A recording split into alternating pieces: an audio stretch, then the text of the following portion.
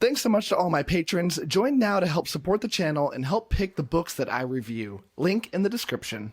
All right, well, welcome back, everybody. I am here with Joe Abercrombie, the most famously known as the author of the Shattered Sea trilogy, Of course. among other things, and also one of my favorite authors. He just wrote The Devils, which thought was one of my favorite books that I've read this year. And it comes out on May 13th. At least it does in the US. I don't know if it comes out worldwide, but I think it comes out worldwide on May 13th. It comes out in the UK on May the 6th, a All week right. before. Yet Little another way privilege in which for home country. Yeah, exactly. The colonies can follow on a week later. Exactly. Awesome. Well, thanks so much, Joe. So before we dive too much into it, can you give me a little brief, or the viewers a little brief rundown about what The Devils is all about? Well, I suppose in terms of plot, it's kind of I spent a very long time explaining the plot to someone, and they said, "Oh, so it's like a kind of medieval Suicide Squad." And I said, "No, no, no. Oh, no. Yeah, it is kind of like that. It's kind of like a medieval Suicide Squad, really, which wasn't what I set out to do. But it basically follows this group of monsters who are employed by the Pope to solve crimes that the righteous are not able to tackle, or to solve problems the righteous can't deal with. Yeah. So there's a werewolf, there's a vampire, there's an invisible elf, there's a cynical necromancer, the usual balance of characters. And I suppose the idea for me was to write something kind of, fun. I don't really like the word fun, but that was sort of the idea. Something that was relatively quick and fast paced, had a lot of action, and kind of vivid and weird characters talking rubbish to each other, which I think is, I the think you heart and achieved soul of that. my writing. Yeah, no, Yeah, well, thank you. Yeah, I mean, it felt like a fun adventure tale that was different in some ways than stuff you've wrote previously. So why the decision to, and the thing that I hear from everybody is why the pause or stop of First Law and then starting something brand new in this world? Well, I suppose whenever you write something even reasonably successful, it's great, but you also there's a risk of becoming a sort of kind of prisoner Mhm. of your successes. And you don't want to get bored, really, is the bottom line, I think. You want to keep trying different things. And as a world gets kind of bigger, and has more books in it and more characters and more background and more kind of weight, that starts to become a great advantage. You've got all this stuff to draw on, all this background already worked out, all these characters waiting on the shelf to be kind of used. But it becomes kind of quite an effort to keep straight and to manage. And I don't know, you feel like you don't want to just do the same thing over and over. You want to try different formats and different kinds of character, different tones a little bit. You don't want the apple to fall miles away from the tree, but you want to try something slightly different each time. And so I've done that with the Shattered Sea, really, which you mentioned earlier, my best known, most successful series of books. I'd written 6 First Law books at that point, and I felt like I wanted to try something slightly different. I mean, it serves a creative purpose in that you can try something new and sort of refresh yourself and hopefully grow as a writer, which is, of course, important to do. And I think it can serve a commercial purpose as well, because, you can perhaps throw things open at some different publishers, perhaps internationally, some different publishers. It gives you some different properties to exploit,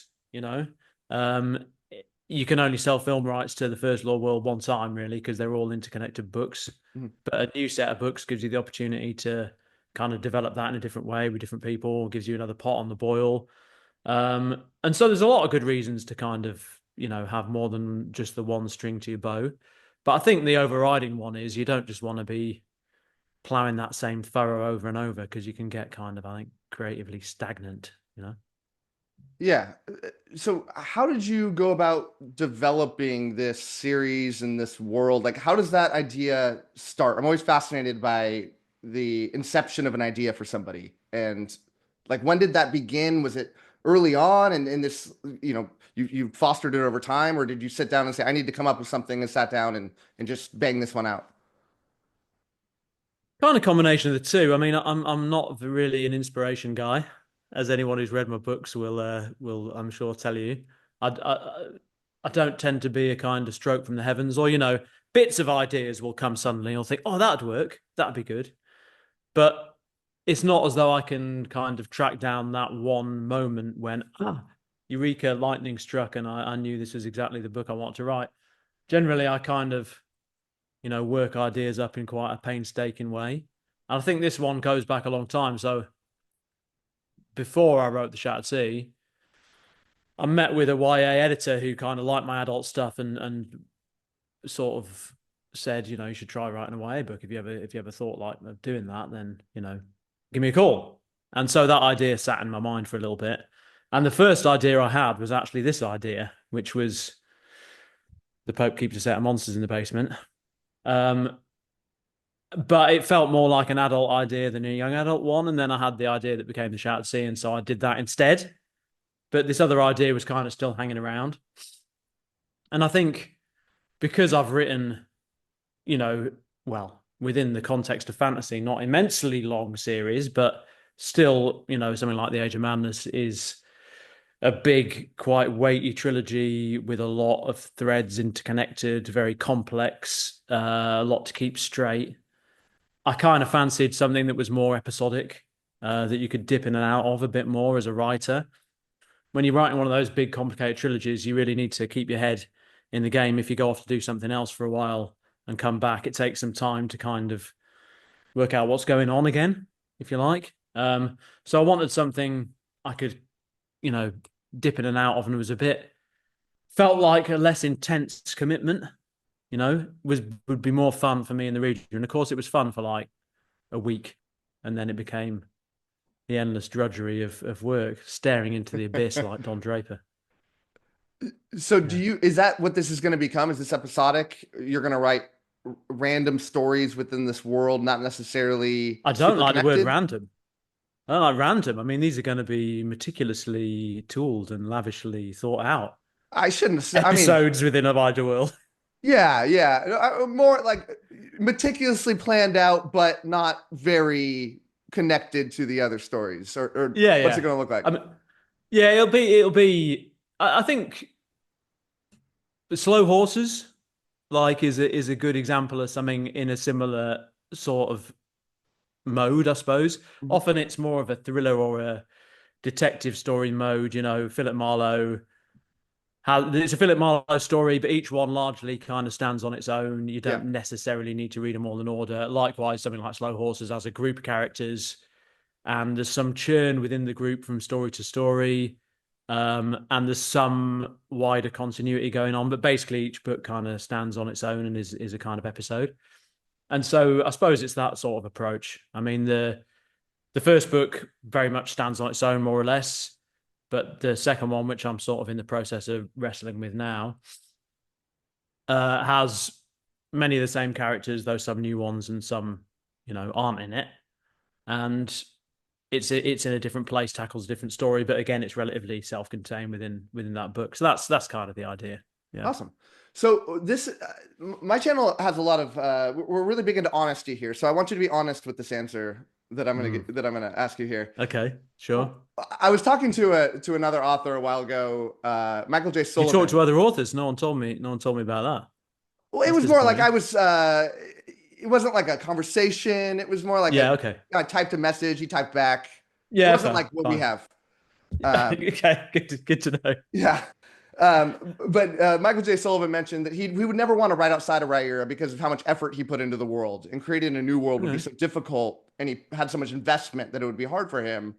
And then when I heard you're doing a new world, I was like, oh man, he's going to put so much effort into it. And then I find out you just did like an alternate history Europe, and didn't have to do much effort at all. Was that the point of alternate history Europe, or was that like very intentional? Well, some would say that I put no effort into the First Law world, and I put equally no effort into this one. I mean, I'm not necessarily the world building guy. To me, the world is kind of the sets. It'd be a weird theatre director who spent 95% of the time and money and energy on the sets, and then thought, oh, maybe get some actors in at some point. It's the drama on the stage that is very much mostly of interest to me. I mean, the setting's still key in all kinds of ways, but I'm not a guy to kind of meticulously work out lists of dates and kings and kind of have heaps of maps everywhere and really get the world meticulously worked out. And I think particularly in the case of this book, The Devils, I wanted the world to feel quite vague and sort of just a fever dream of details that don't necessarily add up. Against which the characters would stand out more strongly, if you know what I mean. Mm-hmm. So this is certainly not meticulous alternate history. That's not what this is meant to be, If that's what you really want, I'd still suggest you buy and read this book because it's amazing. But it's maybe not going to be your favorite book, right? Let's put it that way. But I thought, I've written two kind of secondary worlds in a way. And certainly I don't necessarily see the need to invent another secondary world just for the sake of it. And I'm not really that kind of writer who writes a world that has an incredibly intense point to make or really specific thing about the world. This is a world where everyone lives on islands floating in lava, and that has a big impact on the story and the nature of things. The First Law world's kind of a stand-in for medieval Europe or Renaissance Europe or industrial Europe in one way or another. And so it's not that different to kind of just not file the place names off. Just leave the place names on, if you like. And I found it actually gives you some opportunities you don't have with, a secondary world in a way, because when you say Paris or when you say Morocco, people already kind of know something about what you're talking about and have a set of expectations and so on. And so, it allows you to do extremely minimal research because you can just use real places and point at things on the map, and you don't have to just think up a new name for places, which is always nice. And B, people automatically have all these associations and ideas about what that means. So you can make kind of jokes about, how bad German werewolves are, or, how tiny and irrelevant Britain is, and those kind of things. And I find that entertaining.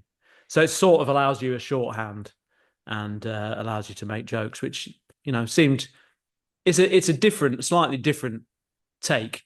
Of course, it also opens you up to a whole new arena of causing offence, which I will no doubt enjoy as the book comes out and is more widely read. Sure.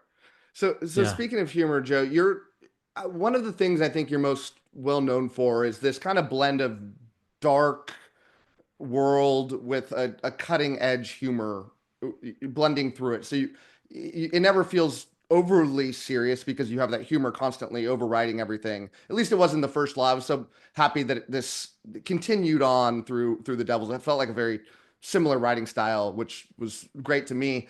Does that come naturally to you, that humor in your stories? Do you have to really wordsmith that to come out the right way, or is it just kind of flowing out? Sort of a combination of the two, I think. As with most things, it's you write a draft and you just sort of splatter down whatever comes to you in the moment, ideally. And then you chisel away at it over time to try and get more of the effect you're after. Humor is one of those things, a bit like character. It's kind of hard just to say, right, I'm going to do this now. It's hard to kind of say, I shall now write a funny scene. Often the funniest stuff just comes out of, just writing a scene and putting the people in it and seeing how they relate to each other and seeing what comes out. Often things that are intended to be entertaining or intended to be funny, can fall flat or something different comes out of them somehow. So it's hard to try and be funny, but I suppose I'd say I never try not to be funny. I just write what comes out. And particularly with this book, I think it is a bit more kind of self-consciously comedic than the First Law stuff was, although the First Law certainly has its moments and its characters. But yeah, a little bit more kind of overtly comic. I suppose that falls into the kind of category of fun. I want the characters to be entertaining. I wanted the interplay between a sort of small group, which I think is where a lot of that stuff happens. But generally, it's just write it, refine it, and rarely am I going to read something that I think is funny that I've written and say, "Oh, no, I'll take that out because I want this scene to be unfunny." To me, funny is just a quality like exciting or touching. They're things you always want your writing to be doing, really. There might be moments where it spoils the tone you're going for, but generally I find, there's never a bad time. And actually, the funniest things often happen in the most horrible scenes, and the most horrible things often occur when stuff is also funny. So I think the two just intensify each other generally. And I suppose also when I started writing, I was reacting to a style of fantasy in the 80s and 90s that, leading on from Tolkien, was not that humorous. It tended to be quite ponderous and taking itself seriously and solemn. Yeah. And Tolkien obviously does that amazingly well, but I think in taking his lead, it could get a little pompous at times, that the genre could become a little self-important.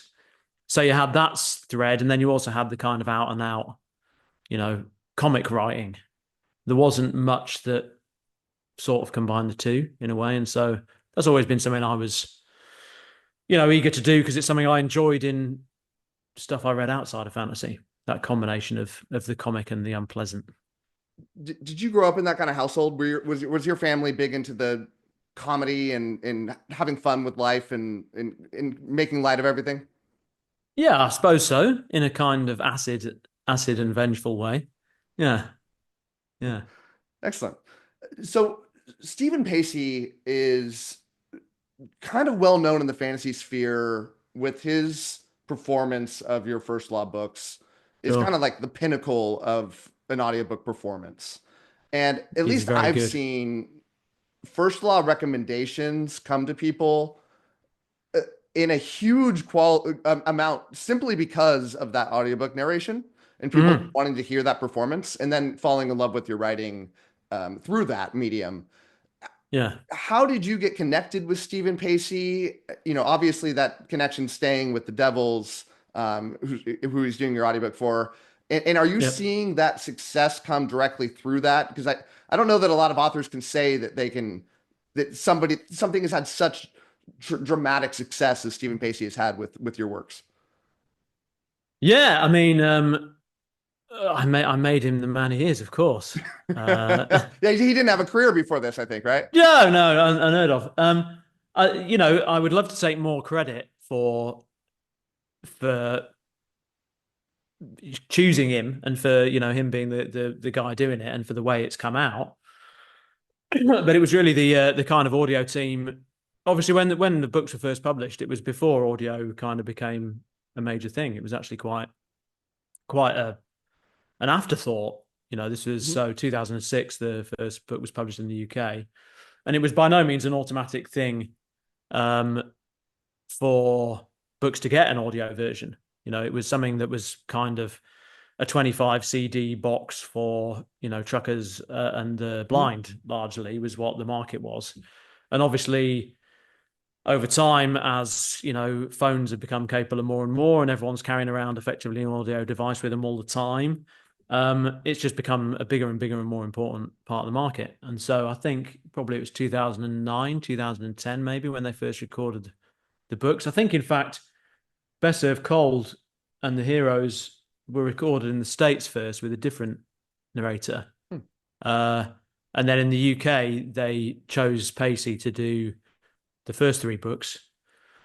And for a while, they existed kind of side by side. And then eventually, his versions were so successful, they got him to re-record the other books afterwards. And now he's become kind of the voice of the thing altogether. But I think, as casting my mind back, they sort of sent me three or four voices and said, have you got an opinion on these? And I said, he sounds good. And it might not even have done that, actually. They might just have picked him. But I remember going along to the recording of the first one and thinking, this is probably going to be a bit embarrassing because it's a bit odd. Yeah. the experience, especially if you're not used to it. It's a bit odd hearing someone else, do read your words and do voices for your characters, and often those voices aren't necessarily what you'd pick, and it's a bit of a strange experience. I was fully expecting it to be a bit cringe, if I'm honest. Mhm. But I mean, he was brilliant right away. He was brilliant right away. You could see, obviously, brought something, totally new to the books, and a level of performance that really was totally additive to it. The range of voices that he does, and I think he talking about the slightly jarring mixture of horror and comedy. He's just got brilliant timing on the comedy. He makes it funnier, and he gets what you're going for. Yeah, he never misses a gag. He never kind of just reads something flat. He always gets the right intonation, the right timing, and it becomes absolutely fantastic. It becomes great for me to listen to because it doesn't feel like reading my own book. It feels like listening to his performance of it. So it's been an amazing thing, and as you say, it's there are plenty of people who dislike one aspect or another of the books, but I can't really think of ever hearing anyone be negative about the audiobooks. Yeah, no. And the great thing is that obviously the audio sector has become, more and more significant. And these days, I think a lot of people will buy an audio book and maybe an ebook and maybe a paper book as well, and be kind of mixing between them and depending on where they are and what they're doing. And so to have, a really successful reader and collaboration with a reader in that way is very handy, without a doubt. So, Joe, what's the future of the Devils now? So you're doing another book. Are you going to Mhm. keep going for a while? Is there a set amount of books, or will you maybe break and do different things and come back, or what's the idea? Well, the deal's for 3. Okay. So I would probably make myself very unpopular if I went off to do something else before I've delivered 3 anyway. Um, and as I say, getting towards the end of a draft of the first one. So the idea is that'll be delivered by the end of this year and come out later on next year, 2026. So early autumn 2026, late summer maybe. That's the plan. And then obviously have a third one to do. Once those 3 are done, I don't know. It'll be a kind of I'll be in a position of thinking about what to do next, I suppose. And it'll probably depend a little bit on how it does. Sure. If the Devils is like a massive stratospheric success, it's going to be difficult to not continue to do that, to work, do more books in that world. But, I wouldn't rule out doing another 𝐶𝐸 book at some point, or certainly wouldn't rule out doing more first law books. The funny thing is, you write a trilogy, you never really think past the end of that. It seems like such a gigantic project, a project that will never be over. And so ever since I finished those first 3 books, it's been a case of, what am I going to do next? I'm not someone who really has dozens of projects kind of waiting on the shelf. Ooh, which shall I do now? It tends to be, right, I need to write another book. What's it going to be? And so I'm not really sure what the thing will be after the Devils. I mean, I got some ideas for what some further first law books would be. Probably I'd think about writing another 3 standalones in the first law world. And I've got some ideas for those. And the Devils ones, I think, part of the appeal of writing in this way was that you could add another one on kind of whenever you wanted, in a sense. If you had an idea, you could chuck one of those out now and again. But I also do quite a lot of film and TV stuff these days. And so, part of the reason for the long break after Age of Madness was because I was doing some stuff in that world. And so it depends a little bit what comes up there as well. Just mixing and matching and see what life throws at me, really, and what I fancy doing and what the demand is for. I suppose those are all sort of considerations. I'd love to say in a way, well, we will see what the muse demands of me. We'll see what the artistic desire is to produce, but that's one consideration. I don't tend to work, think that way generally. It's a case of, right, I need to write a book. What's it going to be? And then I gradually plan it the way an architect would plan a house, I think, rather than in some flash of inspiration generally. Yeah. So we've been talking for like 30 minutes, and in the grand scheme of things, we're closer friends now than almost everybody in the world is friends with you. It's When true. and so when I you're have talking to only like rivals and enemies. That's how I operate. yeah, and when you're talking to your good friend Matt here, Yeah. what's your head tell you about stories that you might want to write about in the first world? Well, I suppose I've got an overarching sort of notion that I'd write 3 more standalones and then a trilogy after that. It needs a lot of fleshing out, but I think the trilogy would be along the lines of, obviously magic has gradually been going out of the world. The Age of Mhm. Madness is very low magic and very industrial. So I think it'd be along the lines of a return of magic to a more industrial setting, probably. That's one thought. The 3 standalones, I suppose instinctively, the first 3 were about kind of trying out some different cinematic styles. You have kind of a gangster story, a revenge Mhm. story, and a Western. So I might try and do that, but I'm not sure there's any genres that are particularly screaming out to me to be done. Those ones are quite relevant to me and things that I was very into as a kid and so on. I'm not sure the ones that still cry out to me. So, I mean, it may well be the sort of historical periods or things that I'll take the inspiration from. I don't want to be any more specific than that at the moment. I don't want to give Great. too much away, even to such a close friend as yourself. So on my Discord, I asked people when I told them about this interview, I asked, "Are there any questions people want me to ask?" And by far the most requested question was about what is your definition of grimdark, and Right. and what do you think are some good examples of it? And you know why I asked this, right? Because I mean, Yeah. you sit there and you've said that you don't actually think your works are grimdark. Everyone and says that you're like the example of what grimdark is. And so like where's this Mm. disconnect and what do you think it is? You know what? I mean, I don't think it is really a word I would ever use, kind of my own free will, to describe someone else's book. I don't think I'd ever use it. I don't think I'd ever really use it to describe my own either, if given the opportunity. When I first heard it being used or saw it being used online, I suppose was back in kind of the early 2010s. And back then it was always, or pretty much always, I think, a kind of a cuss, really. Mhm. That's so grimdark. Like edgelord. It was the Yeah. same sort of meaning, like so over the top, so ludicrously pleased with itself, so incredibly pompous and self-regarding, and no, so dark and edgy. That was sort of the so people would say things like, "Oh, the first law's so grimdark," but Game of Thrones isn't because it's good.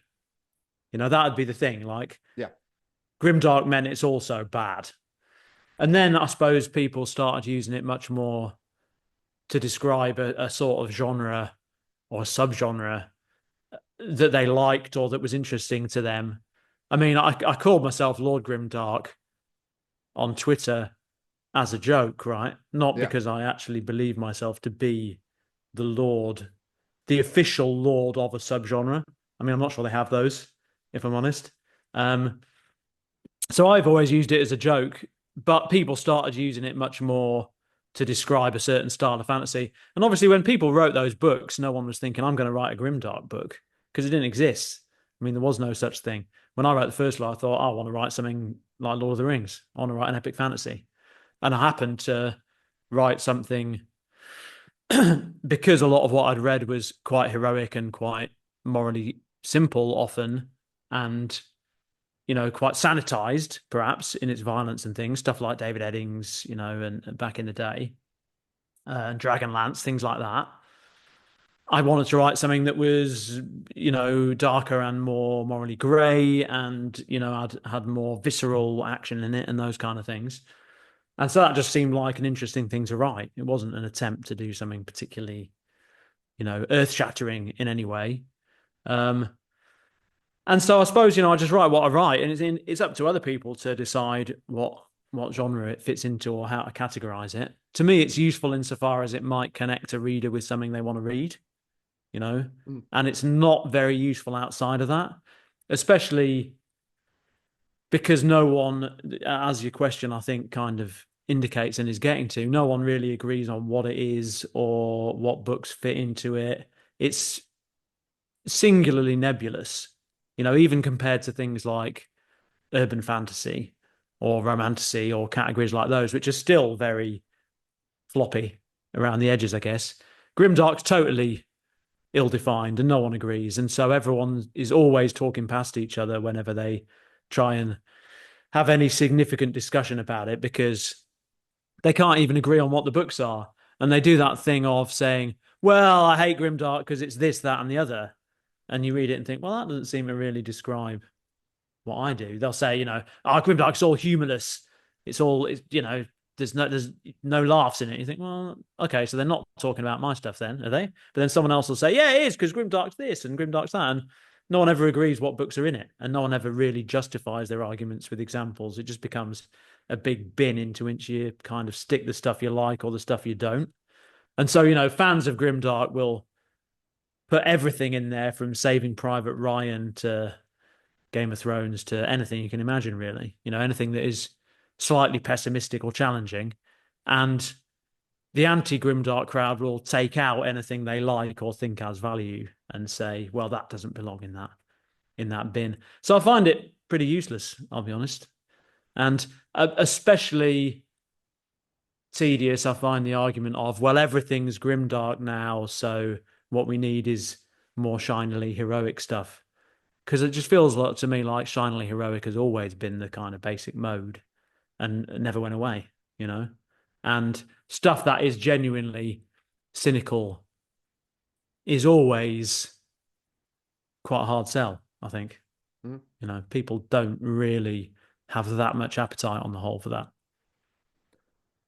So Joe, when you're writing the trilogies, how well are you plotting out all these different plot points and the endings of these stories for the end of the trilogy? Your endings of your stories always work so well that it feels meticulously planned out. Is that the case, or does it just kind of clink up that way as you get to that third book? Nice of you to say. Not everyone, I think, would agree.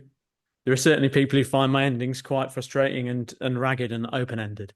Well, I I mean, mean, I've always, yeah, I come at it as somebody that reads, hundreds and hundreds of fantasy stories, and so mm, I can get into this um, role. I know what's happening. I know what's gonna. I know the plot points that are gonna come, and then when it comes sure. to your stuff, it smacks you over the head. You don't see this stuff coming, but it also feels like legitimate. It feels like something that could have happened. It doesn't feel cheap. So it feels refreshing for somebody like me, even though it might not be satisfying, if that makes sense. Yeah, yeah. No, absolutely, that absolutely does make sense. And I suppose, I've always liked stories that have that smack of real life, in the sense that there isn't a neat ending on things, and the seeds of the next thing are always there in the kind of end, which is why I think people who expect there'll be some big end to the first law are probably going to be disappointed, because to me things don't ever really end in that way. If the end of the Iraq War is George W. Bush standing on an aircraft carrier declaring victory, Yeah. you kind of missed the point there, didn't you? I mean, because that wasn't really the end of anything. So I suppose I've just always been interested in those kinds of ends. But yeah, I guess these days it's a combination of planning and execution and revision. So you certainly plan. You have an idea for where the story's going to go, and usually for me that means breaking it down into parts and having a notion roughly what the trajectory of the characters and what the shape of the action is going to be in each part. And then I'll plan the part in detail as I get to it. So when I start a book, I'll plan the first part and then I'll start writing it. And very quickly, my ideas will change quite a lot as I start to write and I get a notion of who the characters are and where they're going, and new ideas will kind of develop. And then when I've finished that first part, I'll probably revise it, probably send it to my editors and discuss it with them briefly, not in like massive detail or anything. And then with that in mind, what's working, what maybe isn't working quite so well, what I've learned going through that first part, I'll plan the second part and do the same thing. And by the time I got to the end of the second one, I'm probably quite a bit further on now than I was when I started. I've got a good idea who the characters are. Some new ideas are probably starting to appear about their pasts, about what their arc might be within the story and how I might need to change the first part when I get there. Same thing with the third part. Same thing with the last, if it's 4 parts like the Devils is. And by that point, hopefully, you get to the end of a 4th part and you're like, okay, now I see what we're doing here. Mm-hmm. You've got all the way through to an end, probably the end you planned when you began, maybe changed as you've gone through it. But you probably look at it at that point, again, discussing it with the editors, and they'll have had some input all the way through. So there's not necessarily huge bombshells by the time you get to the end. But then you look at the whole thing and think, well, that character works really nicely. That's good. I don't need to do much with that. But that character, maybe they need to be more ruthless in order to make that outcome more surprising, more interesting. So that's a shift I need to make early on. Maybe those 2 characters need to develop a different kind of relationship in order to, trigger something more believably later on. And so then you look at the thing as a whole. In the case of the Devils, that's 1 book because it's really just 1 story. In the case of the Age of Madness, that was all kind of 3 books together, really. So that was a pretty big and unwieldy kind of exercise. But that's why I wrote those 3 books together before publishing the first one. So I could do that, look at the whole thing, and then, rewrite the first book based on how the last one ended up. And so then it's kind of phases of revision where you, in the first order, do the heavy lifting of changing kind of significant things, maybe adding a scene here or there to kind of develop an idea more, introduce things that became important in a more effective way. And so partly you've planned it all along, and partly you try and draw the right things out in the revision and cut away those things that maybe never went anywhere in the end. So it's a combination of planning and refinement. Hopefully the 2 kind of go together. They talk about architects and gardeners, but I think you've got to be both up to a point. Every writer's got their own way of tackling it, but for me, I've found the best results come from not too much planning, because too much planning can kind of throttle the joy of actually writing it and the kind of interesting emergent things that happen as soon as you start trying to write from a character's point of view, and you just get a better sense of who they are and what they're going to do and what they want. And until you write, you really have no idea quite what they'll feel like, so that's something that develops as you go, and you need to leave room for. Yeah. So do you have any new updates on the Best Served Cold movie, or do I just have to be realistic about these things? Well, you've always got to be realistic, don't you? Yeah, well, I've been around that block a few times, or, the block of film and TV stuff. So I'm pretty sanguine these days. I don't tend to get too carried away with things because they often just, will get to a certain point, not go further, fall apart in one way or another. So the Best Served Cold thing got quite a long way, actually. Got very close to being made in many ways, but has kind of petered out. Isn't necessarily dead. I mean, that's the other thing. These things never quite die. They kind of, morph into a slightly different form, get picked up elsewhere. And because the industry is so constantly shifting and changing, and the people at the various different streamers are always changing, and they get new mandates and new ideas of what they're after. And so something will, be dropped in one place and maybe picked up in another at a later time. So definitely not dead, and there's other irons in the fire. But yeah, I mean, don't hold your breath. My advice would always be with any of these things, don't hold your breath. Slightly difficult because generally people don't announce stuff. Sometimes they announce stuff very early in order to try and get some excitement, and sometimes they would rather not announce stuff early in order to avoid all the kind of endless curiosity that doesn't necessarily go anywhere. So in a way, what's announced is very much out of your hands as well. And then once something is announced, usually there's very little you can say that isn't already part of the announcement, because that'll be the kind of contractual terms. You've got to keep your mouth shut, really. So it's one of these slightly frustrating things. Everyone always wants to know about it, of course, because it's exciting and people would love to see these things. but it's one of those things you generally can't really say anything useful about on the whole, unless it actually happens.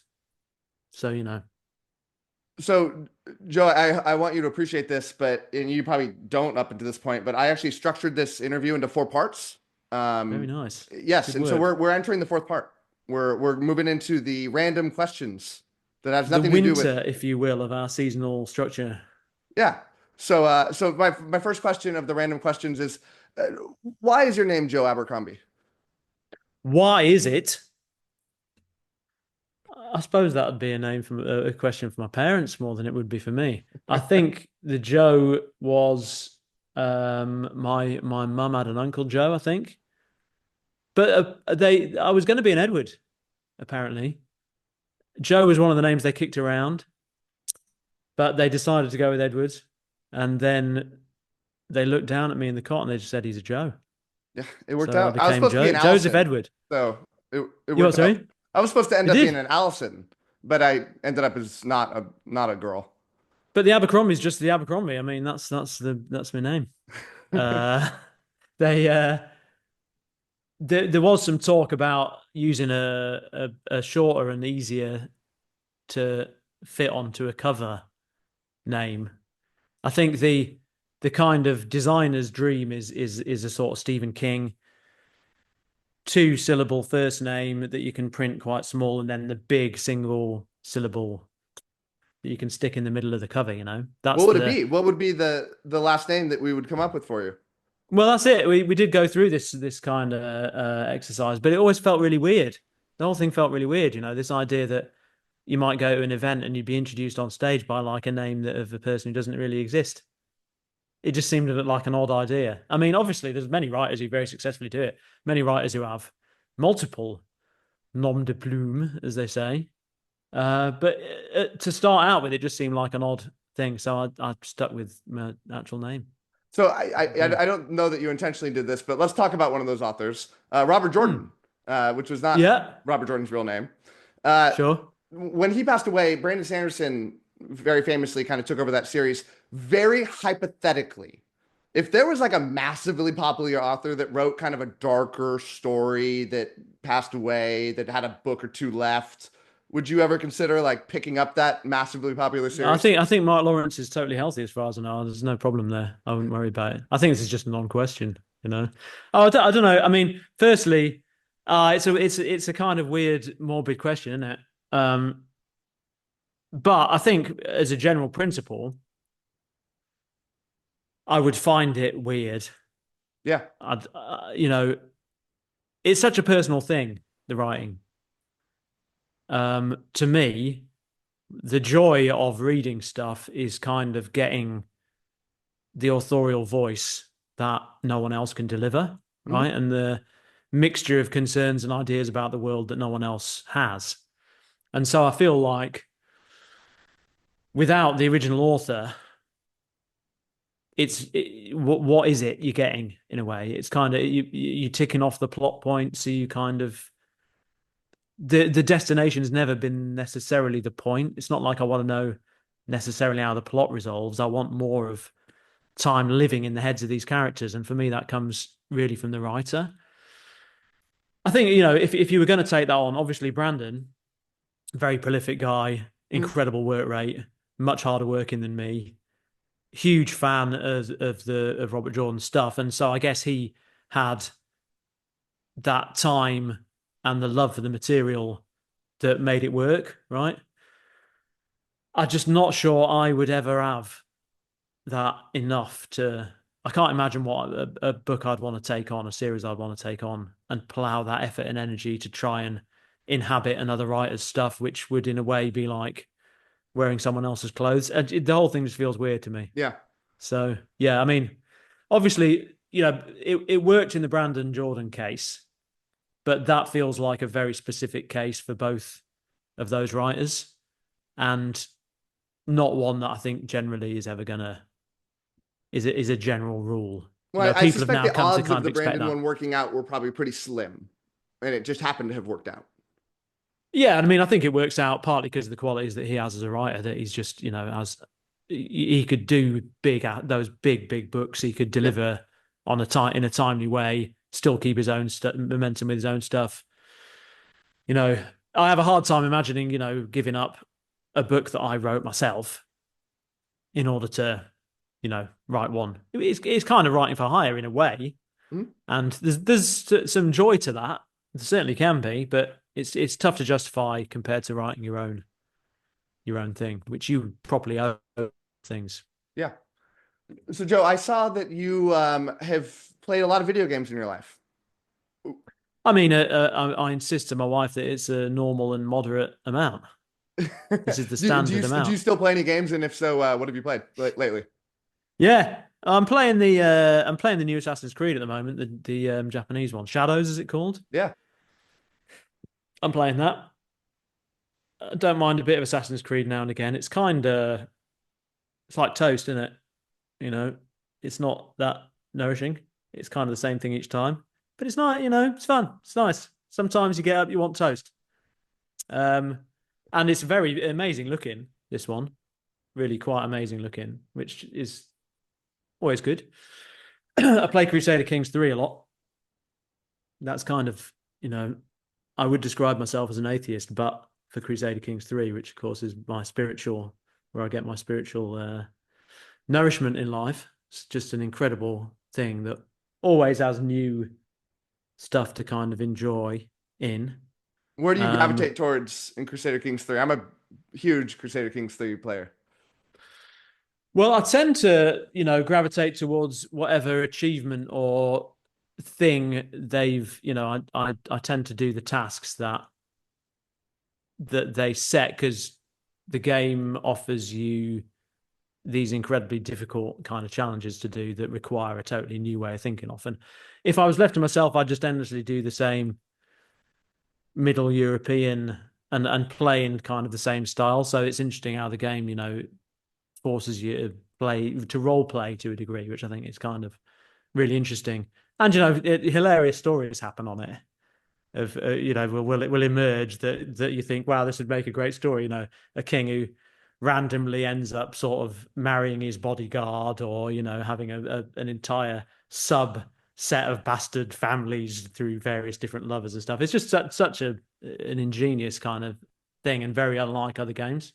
So that I've enjoyed. I played Kingdom Come Deliverance. That I think is a very interesting game, especially if you're, you know, working in a medieval milieu, because it feels like, you know, you get a lot of medievalism in games, but not many that feel at all authentic. I mean, I don't know that you'd call it like authentic, but it's certainly the setting and the way it's all arranged feels like it has some of that alienness of the medieval mindset to it, which is sort of fascinating to me. I think that's quite a, you know, really interesting game. And also kind of, you know, Eastern Europe, Central Europe just doesn't get a lot of play often. I mean, people set lots of things in medieval Britain and, you know, France and Renaissance Italy and all those places, you know, that gets a lot of attention. But, you know, Central Europe's just as important, just as interesting, more interesting in a way, because it's so less mined, I suppose. And so it's kind of interesting to see something set in that setting. But I play all kinds of things. So I played Helldivers quite for a little period recently as well, like with some mates, and that's a very entertaining thing to just a very slick piece of design where everything fits together really nicely. Simple, but just the basic mechanics work really well, and so it continues to be fun despite being, you know, in a way the same loop over and over. I suppose you could say the same about fantasy fiction. So, you know, that's the aim, isn't it? Do it well. Try and do it well. So Joe, I hear from a lot of authors when I watch them talking to people about their odd schedules that some authors keep. Are you a odd schedule guy, or do you keep a normal 9 to 5? I write during that time. What's your style? It's kind of variable. It's varied a lot over time, and it's varied a lot over the course of books.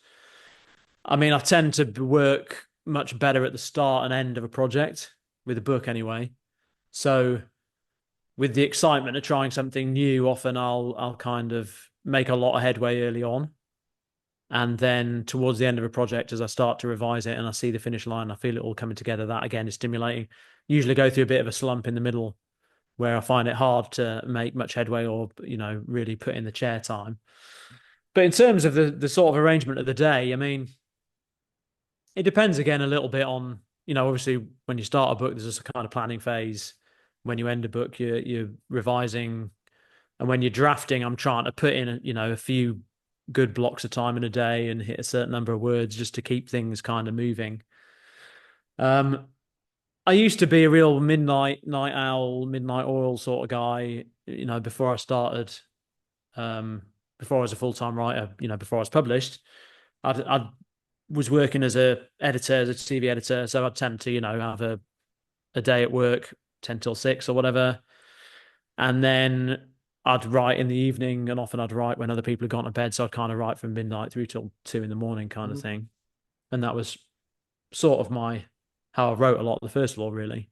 I'd think about it in the day, staring into space. And then when it got to night, I'd bang out a load of words in the 2 hours after midnight. And when it's been really on your mind, you can smash it out very quickly. These days, obviously, I became a full-time writer and more or less stopped writing entirely, because that's what you do when you become a full-time writer. You think, oh, the progress I'll make now I have all this time. And then you just sit there staring into space thinking, man, it was a lot easier when I was actually doing other things. And it was the joyous release, it was the hobby. When it requires a real change of attitude, I think, when it becomes your full-time job. And there were a few years where I was quite unproductive when I first became a full-time writer. And then over time, I started to get a better discipline, I suppose, but it was still very variable for me. I had kids, obviously, and that meant that the midnight lifestyle wouldn't really cut it anymore. And so these days I tend to, get up at 7. Often it's great if I can get a few hundred words done at 8, before the day begins, because then you feel like you've started on the right foot and you can glide through. But it depends what else I've got going on. I mean, obviously in May, I'm going to be touring for 3 or 4 weeks, and it's going to be very hard to make much writing progress in that time. I kind of know from experience it's just pretty difficult when you're trying to get to flights and you're going through airports and you're in hotels and all that stuff. So obviously your schedule's totally broken up again when you're doing something like that. You might have a few days at a festival or an event now and again. So you kind of, it's a bit of an ever-changing thing. It's hard to get into a really set routine. I'm not sure you'd want a really set routine, because personally, I feel the need to always be moving around and working in different rooms and going out of the house and working in cafes and stuff like that, just to try and get as much, variety as possible and avoid getting into a rut. It's easy to just sit there and end up staring into space. So anything you can do to avoid that is good. So Joe, you mentioned you have kids. I've got kids myself, and I work like a kind of stressful political job, and so when I get off work, it's important for me to be able to like turn my brain off and focus on like family. Is that hard for you with the creative mind you have? It might be kind of more with difficult the family to I have. shut it off. How do you manage it? Yeah, I mean, it is impossible, honestly. I mean, that is one of the big problems. I think that's one of the big problems with working at home anyway. Let alone at something where you're so much in your own head a lot of the time. There isn't really a line, and I'm very bad at policing that line. My kids are now 18, 16, and 13. So they don't require the kind of... I've almost made it. They don't require the kind of moment-to-moment kind of attention they might have done at one time. So I'm mostly left to my own devices. And I'd work kind of all the time if I had the choice, or at least I make minimal distinction between Saturdays, Sundays, or the rest of it. I'm kind of always will do a bit of work at the weekends. I tend to. So I'm sort of always working at a low and inefficient manner. It's rare that I'm intensely focused on a task. But, the other thing is, because I do, as I say, a fair bit of film and TV stuff, a lot of that's based in the States. Sometimes there'll be people shooting things in New Zealand or whatever. So I'll be getting emails all the time. Or, like if I've got to do an interview with someone in the States, sometimes that'll be in the evening, sometimes that'll be early in the morning, those kind of things. So you sort of, it's very hard to police a 10 till 6 or a 9 till 6 kind of day, because things just come up. And, part of the joy of being a writer and being your own boss is, well, if you want to go to the movies in the middle of the day, you can, and you can pick it up elsewhere. So you don't want to deny yourself that simply through some desire to, hit a certain schedule. So, I try to be relatively fluid about it, which has its downsides sometimes, but I think over time that's sort of just the only way I've found to work, really. Excellent. So, Joe, that's our hour. You've got to start your day. I've got to finish my day.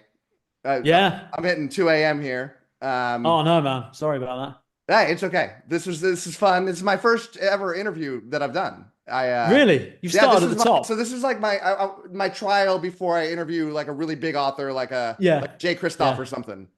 Yeah. Absolutely. Yeah, I'm hoping one day. No,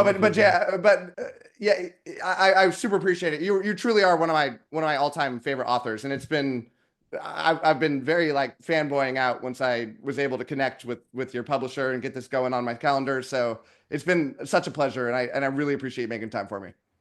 Oh, no, appreciate it. Thank you. I'm glad you like the book. I can see it on your shelf there, just in the back. Face forward, as I'm sure it is at all times. All times. Don't watch any of my Sometimes previous videos. You go into the publisher and they've got this whole like display of your books, and you're like, I can just imagine the minute I go out the door, they scoop all those off and stick someone else's books up there, whoever's coming in next. But you appreciate the effort nonetheless. Yeah. Awesome. Well, thanks again. It's been a pleasure. Cheers. Thanks again to all my patrons, with a special shout out to my Ascendant tier and Librarian tier patrons: Amy, Alex P, Anna G, Doused, Darren, JD, Jerry, Jonathan, Nev's Book Channel, 𝐿𝐴𝐵𝐿𝐼, Ron Reich, Russell, Ryan L, Sydney Baker, Slay, Tahir, Anna, Alfredo, Blair, Bevan, Eric Cannon, Joe UK, Kat Mick, Michael Sugarman, Ricky Iman, and Sky. Thanks for sticking to the end of this video, and if you want to watch some more content from my channel, click over here and I've got some good videos for you. Thanks so much.